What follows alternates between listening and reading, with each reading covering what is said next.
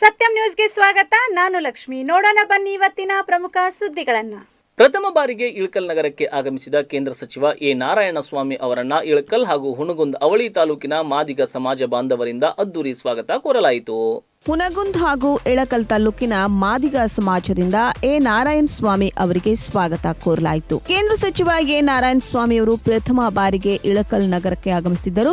ಹೀಗಾಗಿ ಹುನಗುಂದ್ ಹಾಗೂ ಇಳಕಲ್ ತಾಲೂಕಿನ ಮಾದಿಗ ಸಮಾಜದ ವತಿಯಿಂದ ಅವರನ್ನ ಸ್ವಾಗತಿಸಲಾಯಿತು. ಶ್ರೀಮಠಕ್ಕೆ ಭೇಟಿ ನೀಡಿ ಶ್ರೀಗಳ ಆಶೀರ್ವಾದ ಪಡೆದು ಎಸ್ಆರ್ ಕಂಠಿ ವೃತ್ತ ಮತ್ತು ಬಸವೇಶ್ವರ ವೃತ್ತಕ್ಕೆ ಮಾಲಾರ್ಪಣೆ ಮಾಡಿದ್ರು. ಈ ಸಂದರ್ಭದಲ್ಲಿ ಹೊಸಮನಿ ಸೋಮಶೇಖರ್, ಲಕ್ಷ್ಮಣ್ ಚಂದ್ರಗಿರಿ, ಅರವಿಂದ್ ಮೇಲಿನ್ಮನಿ, ಸಿದ್ದಪ್ಪ ಮಾದರ್, ಎಚ್ಎಂ ಹಾಗೇದಾಳ್, ಶಿವು ಭಾವಿಕಟ್ಟಿ, ಸಂತೋಷ ರಾಮವಾಡ್ಗಿ ಸೇರಿದಂತೆ ಸಮಾಜದ ಮುಖಂಡರುಗಳು ಉಪಸ್ಥಿತರಿದ್ದರು. ಚಿಕ್ಕೋಡಿ ತಾಲೂಕಿನ ಮಾಂಜರಿ ಗ್ರಾಮದ ಪ್ರಾಥಮಿಕ ಕೃಷಿ ಪತ್ತಿನ ಸಹಕಾರಿ ಸಂಘದ ವಾರ್ಷಿಕ ಸರ್ವಸಾಧಾರಣ ಸಭೆ ಜರುಗಿತು. ಕಳೆದ ಆರ್ಥಿಕ ವರ್ಷದಲ್ಲಿ ಸಂಘಕ್ಕೆ 43 ಲಕ್ಷ ರೂಪಾಯಿ ಲಾಭ ಬಂದಿದೆ ಎಂದು ಅಧ್ಯಕ್ಷ ಅಣ್ಣಾ ಸಾಹೇಬ್ ಯಾದವ್ ಮಾಹಿತಿ ನೀಡಿದ್ದಾರೆ.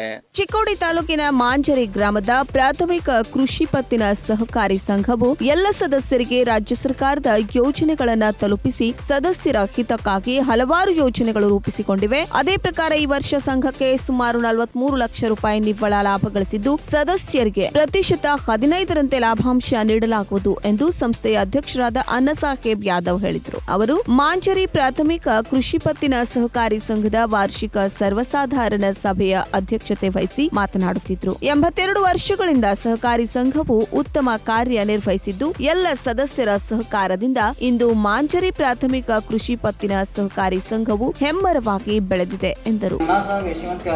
ಆಡಳಿತ ಮಂಡಳಿಯ ಎಲ್ಲ ಸದಸ್ಯರುಗಳ ಹಾಗೂ ಸಂಘದ ಎಲ್ಲ ಸದಸ್ಯರುಗಳ ಪರಿಶ್ರಮ ಹಾಗೂ ಸಹಕಾರದಿಂದ ಪ್ರತಿ ವರ್ಷ ನಮ್ಮ ಸಂಘವು ಹೆಚ್ಚೆಚ್ಚು ಲಾಭ ಗಳಿಸುತ್ತಾ ಬಂದಿದೆ. ದಿನಾಂಕ 31/3/2021 ಆರ್ಥಿಕ ವರ್ಷದ ಕೊನೆಗೆ ಒಟ್ಟು 2033 ಜನ ಸದಸ್ಯರು ಇರುತ್ತಾರೆ. ಇದರಲ್ಲಿ ಹೊಸದಾಗಿ 65 ಜನ ಹಾಗೂ ಕಡಿಮೆಯಾದವರು 15 ಜನ ಇರುತ್ತಾರೆ.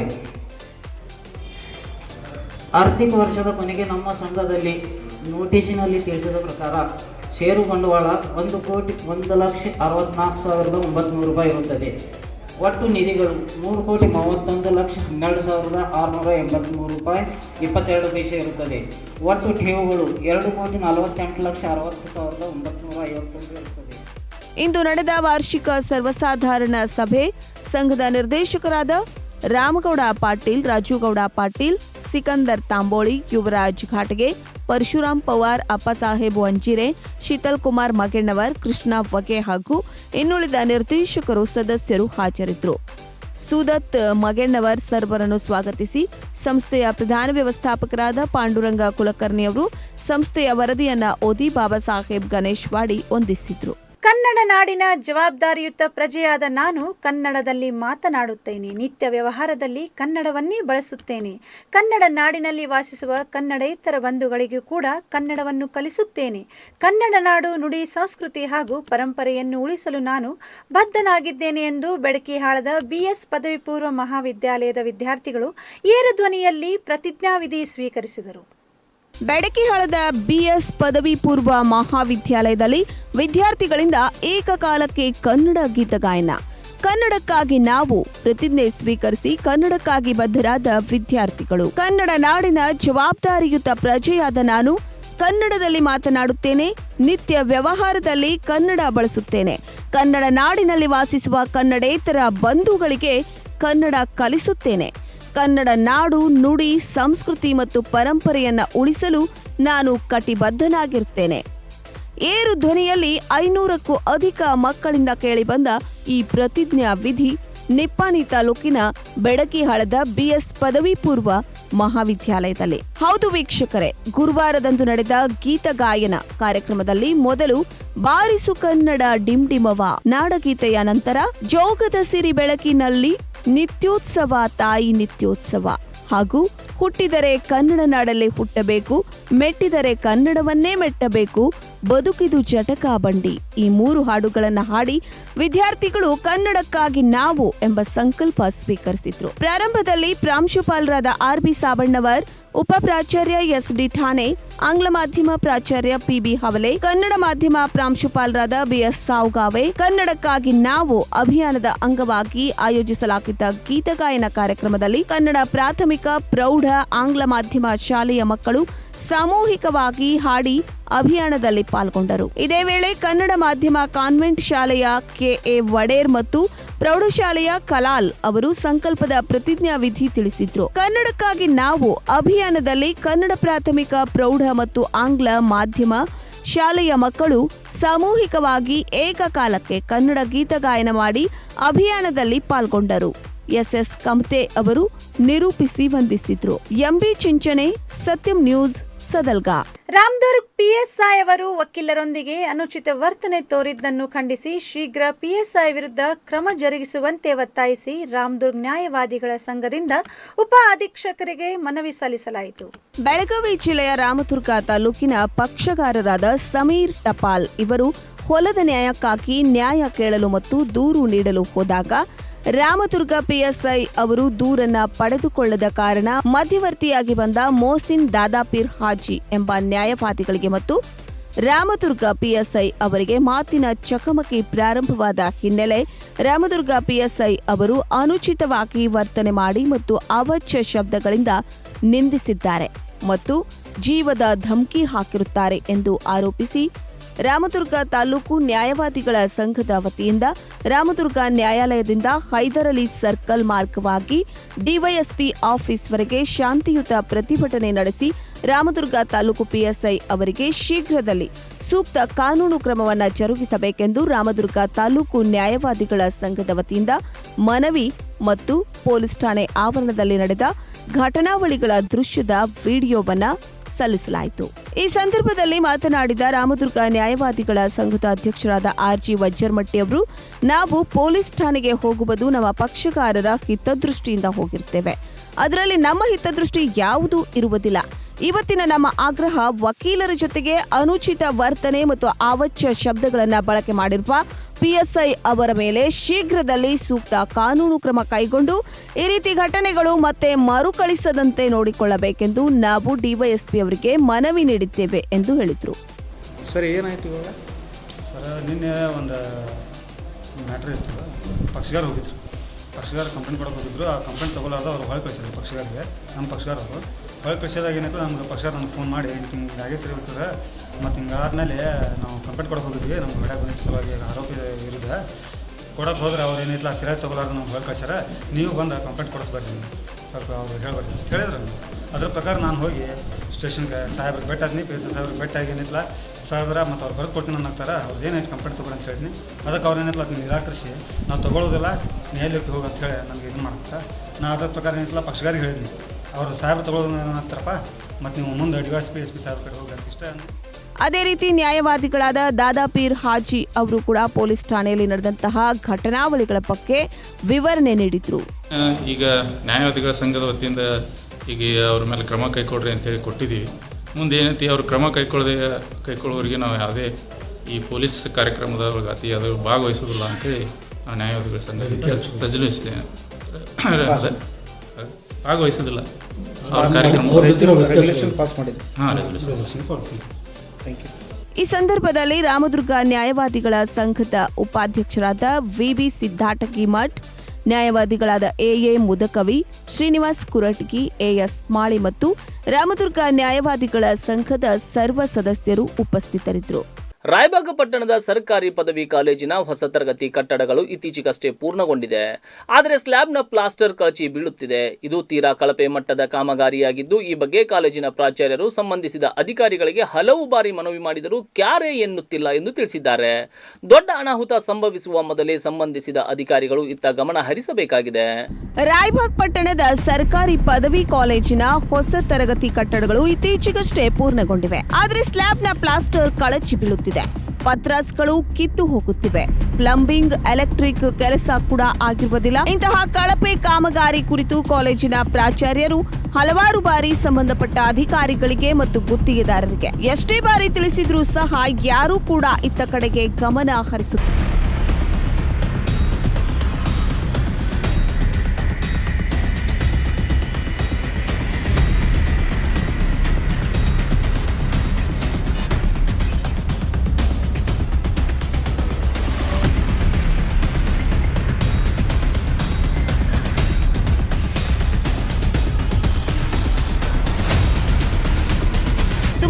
4 ಕೋಟಿ ರೂಪಾಯಿಗಳ ವೆಚ್ಚದಲ್ಲಿ ನಿರ್ಮಾಣವಾಗಿರುವ ಈ ಕಾಲೇಜಿನ ಕಟ್ಟಡದಲ್ಲಿ 1800 ಬಡ ವಿದ್ಯಾರ್ಥಿನಿಯರು ಅಧ್ಯಯನ ಮಾಡುತ್ತಿದ್ದಾರೆ. ಏನಾದರೂ ಅನಾಹುತಗಳು ಸಂಭವಿಸುವ ಮೊದಲು ಸಂಬಂಧಪಟ್ಟ ಅಧಿಕಾರಿಗಳು ಮತ್ತು ಗುತ್ತಿಗೆದಾರರು ಕಾರ್ಯಪ್ರವೃತ್ತರಾಗಿ ಕಟ್ಟಡವನ್ನು ಸುಸಜ್ಜಿತವಾಗಿ ಪೂರ್ಣಗೊಳಿಸಬೇಕು ಎನ್ನುವುದು ಸಾರ್ವಜನಿಕರ ಆಗ್ರಹವಾಗಿದೆ. ಅಥಣಿ ಘಟಕಕ್ಕೆ ಸೇರಿದ ಬಸ್ ಬೇಡರಹಟ್ಟಿ ಗ್ರಾಮದಿಂದ ಅಥಣಿ ಕಡೆ ಬರುತ್ತಿದ್ದಾಗ ಬಸ್ ಪಾಟ ಕಟ್ ಆಗಿ ಬಸ್ ರಸ್ತೆ ಬಿಟ್ಟು ಕಂದಕಕ್ಕೆ ಉರುಳಿದ ಘಟನೆ ಸಂಭವಿಸಿದೆ. ಅದೃಷ್ಟವಶಾತ್ ಯಾವುದೇ ಪ್ರಾಣಹಾನಿ ಸಂಭವಿಸಿಲ್ಲ.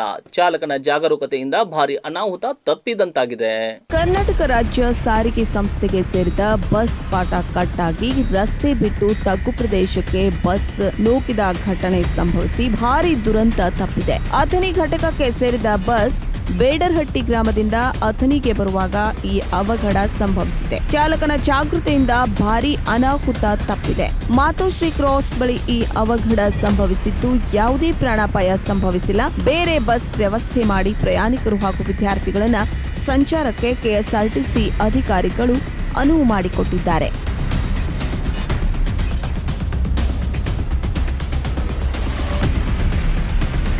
ವಿಜಯಪುರ ಜಿಲ್ಲೆಯ ಮುದ್ದೇಬಿಹಾಳ ತಾಲೂಕಿನ ಕೊಪ್ಪ ಗ್ರಾಮದಲ್ಲಿ ಪ್ರತಿ ವರ್ಷದಂತೆ ಈ ವರ್ಷವೂ ಕೂಡ ಬಸವಲಿಂಗ ಪಟ್ಟಾಧ್ಯಕ್ಷರ 31ನೇ ಪುಣ್ಯಾರಾಧನೆ ಕಾರ್ಯಕ್ರಮ ಜರುಗಿತು. ಗ್ರಾಮದ ಗುರು ಹಿರಿಯರು ಕಾರ್ಯಕ್ರಮವನ್ನ ಯಶಸ್ವಿಗೊಳಿಸಿದರು. ವಿಜಯಪುರ ಜಿಲ್ಲೆ ಮುದ್ದೇಬಿಹಾಳ ತಾಲೂಕು ಶ್ರೀ ಬಸವಲಿಂಗ ಪಟ್ಟಾಧ್ಯಕ್ಷರು ಹಿರೇಮಠ ಕೊಪ್ಪ ಪ್ರತಿ ವರ್ಷದಂತೆ ಈ ವರ್ಷವೂ ಕೊಪ್ಪ ಗ್ರಾಮದಲ್ಲಿ ಬಸವಲಿಂಗ ಪಟ್ಟಾಧ್ಯಕ್ಷರು 31ನೇ ಪುಣ್ಯ ಆರಾಧನೆ ಕಾರ್ಯಕ್ರಮ ನೆರವೇರಿಸಿದ್ರು.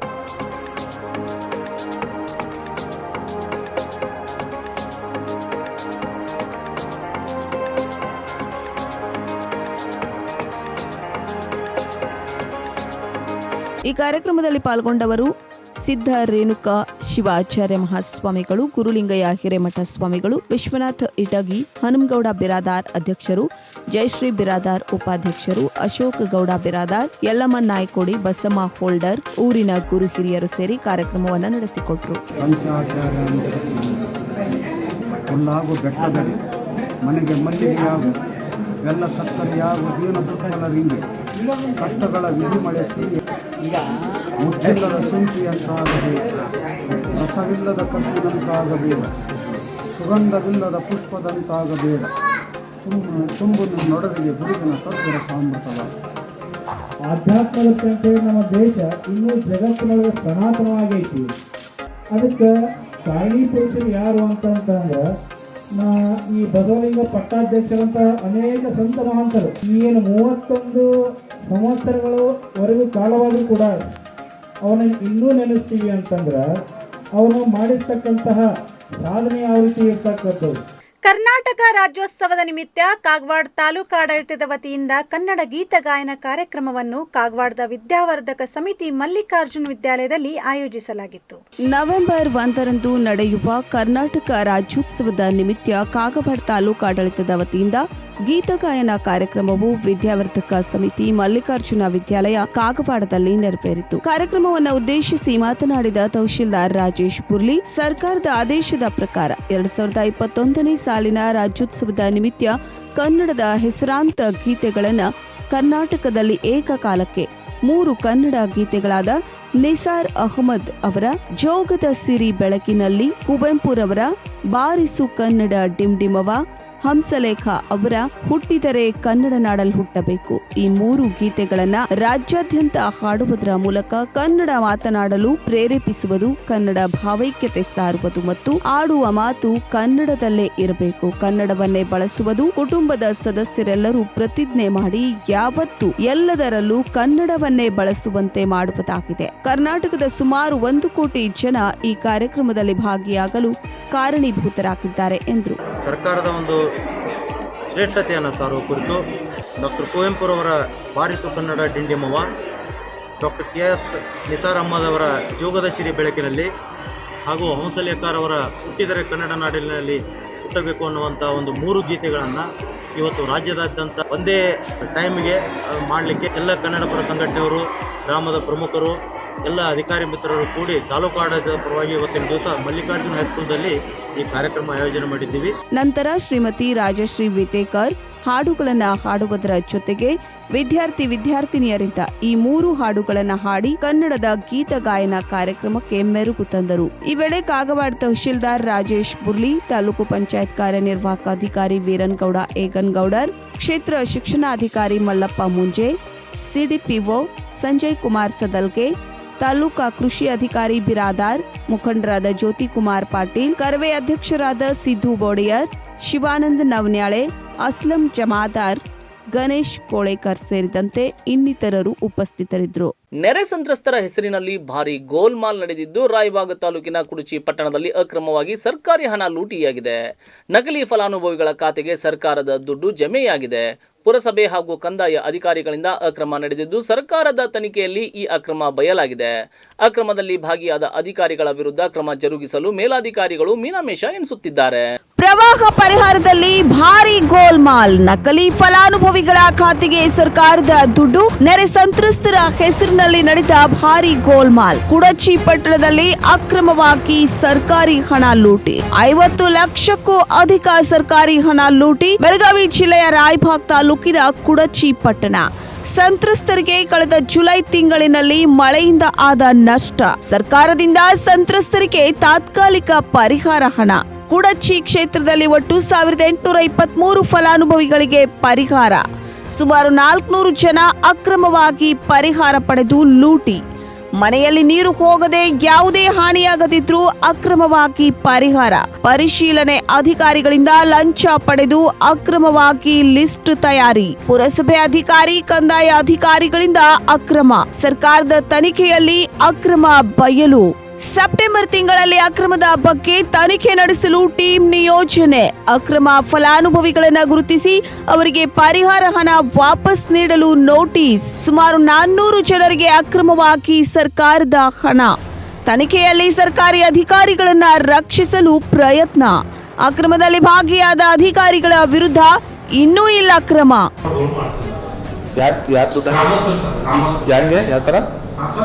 ಅವರು ದುಡ್ಡು ಕಮಿಷನ್ ಸಲುವಾಗಿ ಬೇರೆ ಯಾರಿಗೆ ದುಡ್ಡು ಮುಟ್ಟಬೇಕಾಗಿತ್ತಲ್ಲ ಅವ್ರಿಗೆ ದುಡ್ಡು ಮುಟ್ಟಿಲ್ಲ. ಯಾರಿಗೆ ದುಡ್ಡು ಮುಟ್ಟಿದೆ ಅವ್ರಿಗೂ ಮುಟ್ಟಿದೆ, ಯಾರಿಗೆ ಮುಟ್ಟಬಾರ್ದು ಅವ್ರಿಗೂ ಮುಟ್ಟಿದೆ. ಅದಕ್ಕಾಗಿ ನಾವು ತನಿಖೆ ಮಾಡಿದ್ದೀವಿ. ಹಂಗಾಗಿ ಎಲ್ಲರಿಗೂ ಮುಟ್ಟಿದೆ, ಯಾರಿಗೂ ಮುಟ್ಟಿಲ್ಲ ಅಂತ ಯಾರು ಒಬ್ರು ಬಂದಿಲ್ಲ ನಮ್ಮ ಹತ್ರ. ಸರ್ ನಿಮ್ಮ ಸೈನ್ ಕೂಡ ಇದೆ. ಮುಟ್ಟಿಲ್ಲ ಅಂತ ಯಾರು ಬಂದಿಲ್ಲ, ಜಾಸ್ತಿ ಮುಟ್ಟಿದೆ ಅಂತ ಬಂದಿದ್ದಾರೆ. ಅದಕ್ಕಾಗಿ ನಾವು ನಿಮ್ಮ ಸೈನ್ ಕೂಡ ಇತ್ತು. ಆ ಟೈಮಲ್ಲಿ ರಿಕ್ವೈರ್ ಮಾಡಿಲ್ಲ ಸರ್. ಅದು ಸಹಿ ಅಂತ ನಮ್ಮ ಸಹಿ ಅಗತ್ಯ ಇರಂಗಿಲ್ಲ. ನಮ್ದು ಹೋಗಿ ಅವ್ರೇನು ನಮ್ಮ ರಿಕ್ವೈರ್ ಕೊಟ್ಟಿರ್ತಾರಲ್ಲ, ಇಷ್ಟು ಜನರು ಹೋಗಿದೆ ಅಂತ, ನಾವು ಅಷ್ಟೇ ಡೈರೆಕ್ಟಾಗಿ ದುಡ್ಡು ಹಾಕೋದು ಅಷ್ಟೇ ಕೆಲಸ. ಅವ್ರ ಗಮನಕ್ಕೆ ತರ ಪ್ರಶ್ನೆ ಬರಂಗಿಲ್ಲ. ಡೈರೆಕ್ಟ್ ಅವ್ರು ನಮ್ಗೆ ಹೇಳ್ತಾರೆ, ಇಲ್ಲಿ ಲೆಟರ್ ಕೊಡ್ತಾರೆ, ಸರ್ ಇಷ್ಟು ಜನ ದುಡ್ಡು ಹೋಗಿದೆ. ಅವ್ರು ಲೆಟರ್ ಕೊಟ್ಟಾಗಿಲ್ಲ, ಲಿಸ್ಟ್ ಕೊಡ್ತಾರೆ, ಅವ್ರು ಲಿಸ್ಟ್ ಕೊಡ್ತಾರೆ ಮತ್ತು ಒಂದು ಲೆಟರ್ ಕೊಡ್ತಾರೆ, ಇಷ್ಟು ಜನ ಹೋಗಿದೆ. ಹಾಂ, ನಂದೇ ಇದು ನಂದೇ ಇದು ಮಾಡಿದ್ವಿ ನಾವು. ಅವ್ರಿಗೆ ಆ ಟೈಮಲ್ಲಿ ಇರುವಂಥ ರೂರಲ್ ಆಫೀಸರ್ ಜಾರಿ ಮಾಡಿದ್ವಿ. ಒಂದು ಅವ್ರದ್ದು ಯಾವ್ದಪ್ಪ ಇವ್ರ ಹೆಸರು ವೆಟರ್ನರಿ ಎಡಿ ಅವರಿಗೆ ರೂರಲ್ ಆಫೀಸರ್ ಅವರೇ ಬರುತ್ತೆ, ಅವ್ರು ಜಾರಿ ಮಾಡಿದ್ದೀವಿ. ಮತ್ತು ಅವ್ರು ಚೀಫ್ ಆಫೀಸರ್ ಹತ್ರ ಟ್ರಾನ್ಸ್ಫರ್ ಆಗಿದ್ದಾರೆ, ರೆಗ್ಯುಲರ್ ಆಗಿ ಟ್ರಾನ್ಸ್ಫರ್ ಆಗಿದ್ದಾರೆ. ಈಗ ಸದ್ಯಕ್ಕೆ ವರದಿ ನಮ್ಮ ಟೀಮ್ನ ವರದಿ ಕೊಟ್ಟು ಅಂತಂದ್ರೆ ನಾವು ಸಂಬಂಧಪಟ್ಟ ಅಧಿಕಾರಿಗಳ ಮೇಲೆ ಮನೆ ಜಿಲ್ಲಾಧಿಕಾರಿಯವರು ವರದಿ ಸಲ್ಲಿಸ್ತೀವಿ. ಮತ್ತು ಅವರು ರಿಕವರಿ ಪ್ರೊಸೀಜರ್ ಮಾಡ್ತಾ ಇದ್ದೀವಿ. ರಿಕವರಿ ಒಂದು ಸುಮಾರು 95 ಜನ ಕೊಟ್ಟಿದ್ದಾರೆ. ಆದಷ್ಟು ಇಲ್ಲಿ ಕೊಡ್ತಾರೆ ಅಂತ ಭರವಸೆ ಇದೆ ನಾವು. ಸ್ಕೂಲ್ ಕಾಯ್ದೆ ಪ್ರಕಾರ ಇದೆ, ಕಾಯ್ದೆ ಪ್ರಕಾರ.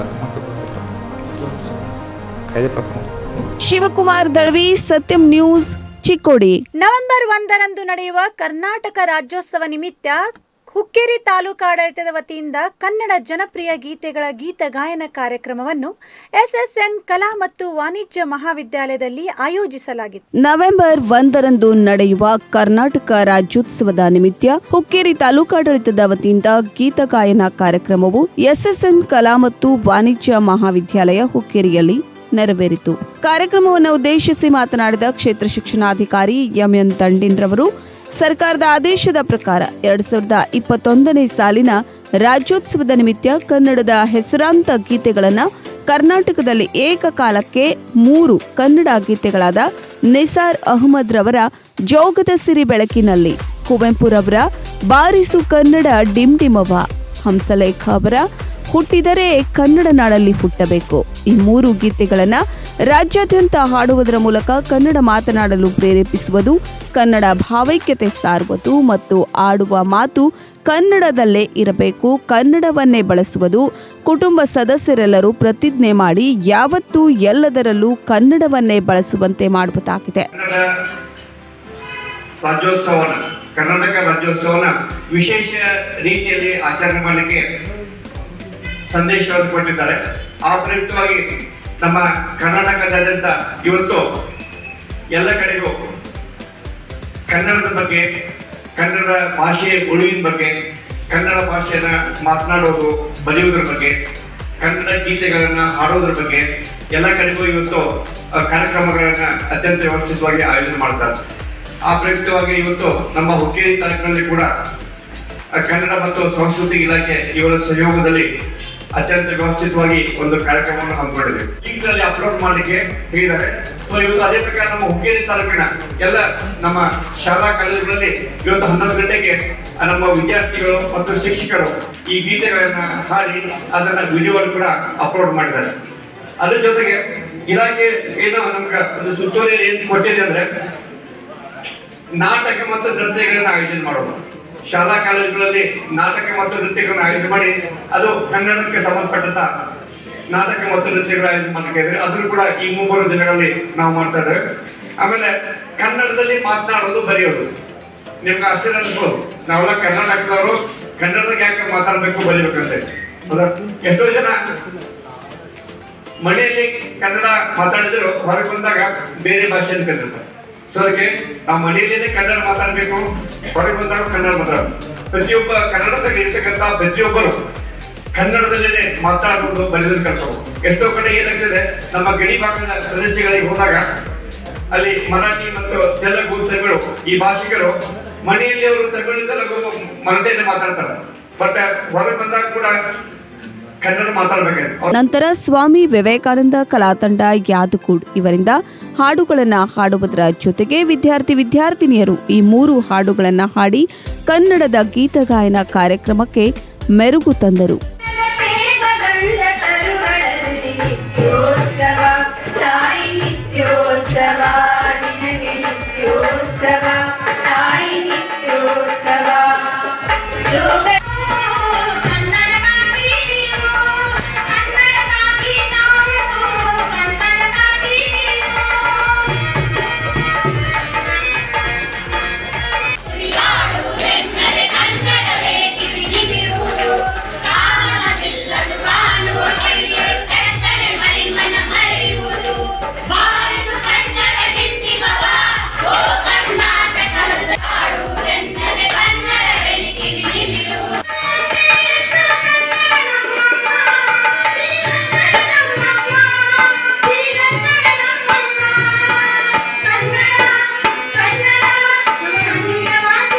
ಈ ವೇಳೆ ತಾಲೂಕು ದಂಡಾಧಿಕಾರಿಗಳಾದ ಡಾಕ್ಟರ್ ಡಿ.ಎಚ್. ಹೂಗಾರ್ ಮಾತನಾಡಿದರು. ರಾಜ್ಯೋತ್ಸವವನ್ನು ಆಚರಣೆ ಮಾಡ್ತಾ ಬಂದಿದ್ದೀವಿ. ಮುಖ್ಯವಾಗಿ ಹೊಸದಾಗಿ ಈ ಬಾರಿ ಸರ್ಕಾರದ ಆದೇಶದ ಪ್ರಕಾರ ನವೆಂಬರ್ 1ರಂದು ಕರ್ನಾಟಕ ರಾಜ್ಯೋತ್ಸವವಿದ್ರೂ ಕೂಡ ಅದು ಪ್ರತಿದಿನ ನಮ್ಮಲ್ಲಿ ಕನ್ನಡ ಅಭಿಮಾನ ಇರಬೇಕು, ಕನ್ನಡ ನಾಡು ನುಡಿ ಬಗ್ಗೆ ಗೌರವ, ಪ್ರೀತಿ ಹಾಗೂ ಅದರ ಬಗ್ಗೆ ನಮಗೆ ಹೆಚ್ಚಿನ ಹುಮ್ಮಸ್ಸು ಇರಬೇಕು ಅನ್ನುವಂತ ಉದ್ದೇಶದಿಂದ ಸರ್ಕಾರದ ಮಾರ್ಗಸೂಚಿ ಪ್ರಕಾರ ಇವತ್ತು 28ರಂದು ನಾವು 3 ಹಾಡುಗಳನ್ನ, ಕನ್ನಡದ ಇಂಪಾರ್ಟೆಂಟ್ ಕವಿಗಳು ಬರೆದಂತಹ 3 ಹಾಡುಗಳನ್ನ ಒಂದೇ ಬಾರಿಗೆ ಕರ್ನಾಟಕದಾದ್ಯಂತ ಸುಮಾರು ಕೋಟಿಗಳಲ್ಲಿ ಹಾಡುವುದರ ಮುಖಾಂತರ ಇವತ್ತು ನಾವು ಈ ಒಂದು ಕನ್ನಡ ಹಬ್ಬಕ್ಕೆ ಚಾಲನೆಯನ್ನು ಕೊಟ್ಟಿದ್ದೀವಿ. ಕಾರ್ಯಕ್ರಮದಲ್ಲಿ ಪ್ರಾಚಾರ್ಯರು ಎಸ್.ಎಸ್. ಕಮತಗಿ, ಉಪ ವಿಭಾಗಾಧಿಕಾರಿಗಳಾದ ರವೀಂದ್ರ ಕರ್ಲಿಂಗನವರ್, ಕಾರ್ಯನಿರ್ವಾಹಕ ಅಧಿಕಾರಿ ಉಮೇಶ್ ಸಿದ್ನಾಳ್, ಪುರಸಭೆ ಮುಖ್ಯಾಧಿಕಾರಿ ಎಂ.ವಿ. ಜಾಧವ್, ತಾಲೂಕು ಅಕ್ಷರದಾಸೋಹ ಅಧಿಕಾರಿ ಶ್ರೀಶೈಲ್ ಹಿರೇಮಠ್, ಕೃಷಿ ನಿರ್ದೇಶಕರಾದ ಪಟಗುಂದಿ, ತುಳಸಿ ಶಿಕ್ಷಣ ಸಂಸ್ಥೆಯ ಅಧ್ಯಕ್ಷರಾದ ಪಿಂಟು ಶೆಟ್ಟಿ, ಶಿಕ್ಷಣ ಸಂಸ್ಥೆಗಳ ಪ್ರಾಧ್ಯಾಪಕರು, ಶಿಕ್ಷಕ ವೃಂದದವರು, ವಿದ್ಯಾರ್ಥಿನಿಯರು ಪಾಲ್ಗೊಂಡಿದ್ದರು. ಅಶೋಕ್ ಖೋತ್, ಸತ್ಯಂ ನ್ಯೂಸ್, ಹುಕ್ಕೇರಿ. ಬೆಳಗಾವಿ ಜಿಲ್ಲೆಯಲ್ಲಿಯೇ ಅತ್ಯಧಿಕ 20ರಷ್ಟು ಲಾಭಾಂಶ ಹಂಚುತ್ತಿರುವ ನಿಪ್ಪಾಣಿ ತಾಲೂಕಿನ ಭೋಜ್ ಗ್ರಾಮದ ಪ್ರಾಥಮಿಕ ಕೃಷಿ ಪತ್ತಿನ ಸಹಕಾರಿ ಸಂಘ ರೈತರ ಹಿತ ಕಾಪಾಡುವಲ್ಲಿ ಯಶಸ್ವಿಯಾಗಿದೆ ಎಂದು ಅಧ್ಯಕ್ಷ ಆದಗೌಡ್ ಪಾಟೀಲ್ ಮಾಹಿತಿ ನೀಡಿದರು.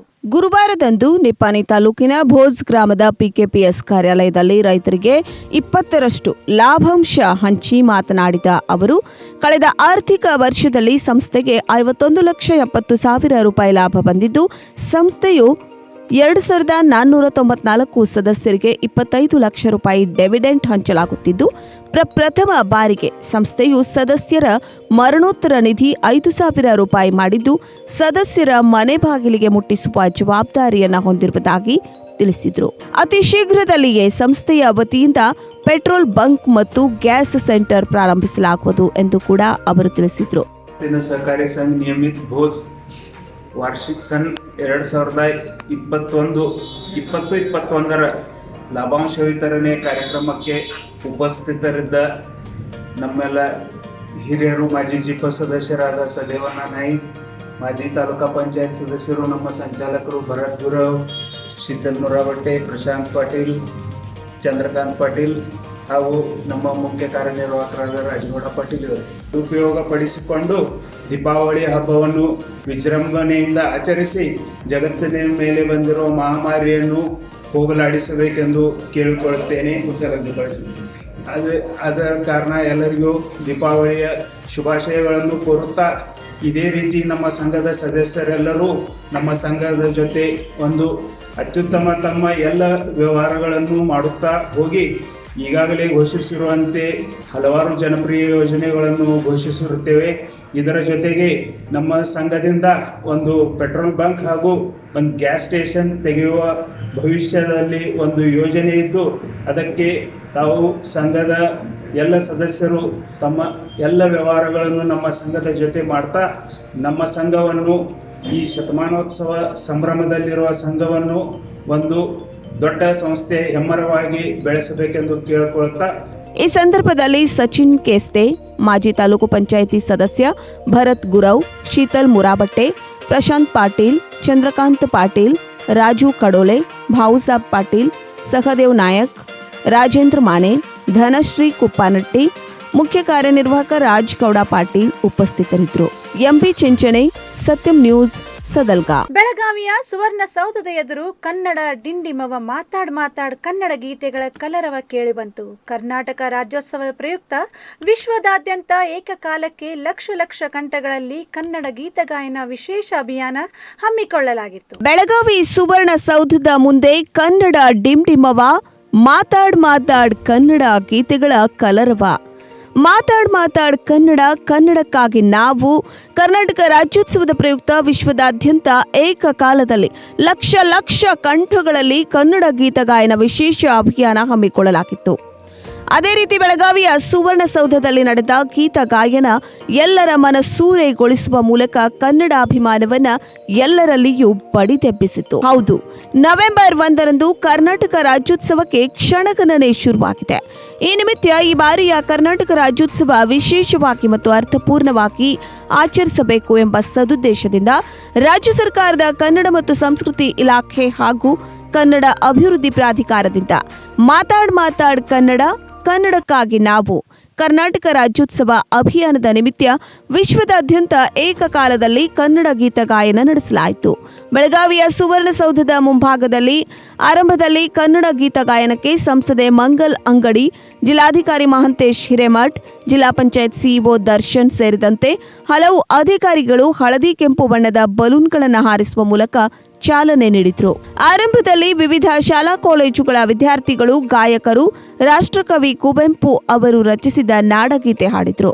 ನಂತರ ಗೀತ ಗಾಯನಕ್ಕೆ ಆಯ್ಕೆ ಮಾಡಿದ್ದ ಕುವೆಂಪು ಅವರು ರಚಿಸಿದ ಬಾರಿಸು ಕನ್ನಡ ಡಿಂಡಿಮವ, ಡಾಕ್ಟರ್ ನಿಸಾರ್ ಅಹಮದ್ ಅವರು ರಚಿಸಿದ ಜೋಗದ ಸಿರಿ ಬೆಳಕಿನಲ್ಲಿ ಹಾಗೂ ನಾದ ಬ್ರಹ್ಮ ಡಾಕ್ಟರ್ ಹಂಸಲೇಖ ಅವರು ರಚಿಸಿದ್ದ ಹುಟ್ಟಿದರೆ ಕನ್ನಡ ನಾಡಲ್ಲೇ ಹುಟ್ಟಬೇಕು ಗೀತ ಗಾಯನ ಎಲ್ಲರ ಮನಸೂರೆಗೊಂಡಿತು.